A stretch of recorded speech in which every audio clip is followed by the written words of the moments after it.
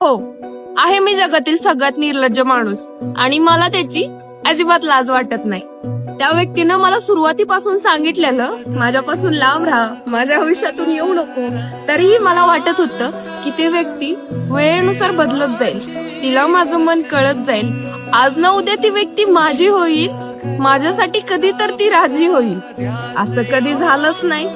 विचार करत राहिलो मी. त्या व्यक्तीचे बदललेले चेहरे माझ्या मनामध्ये वार केले आणि त्या अशा पद्धतीत केले, मरता मरता मी वाचूनच गेले.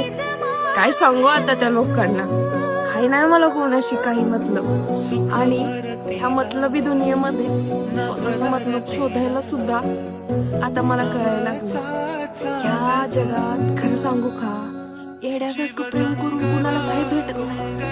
तुम्ही जर स्वतःची किंमत ठेवत नाही तर तुम्ही निर्लज्ज आहात.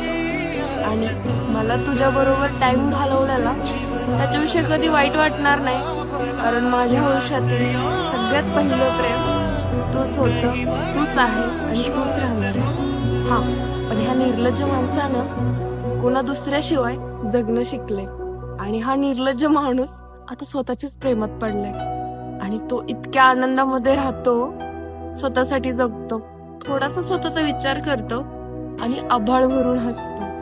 अजून काय पाहिजे या आयुष्यात. मला माहित आहे माझी आवडती व्यक्ती नाही माझ्या भविष्यात. मी एकटाच बरा ना.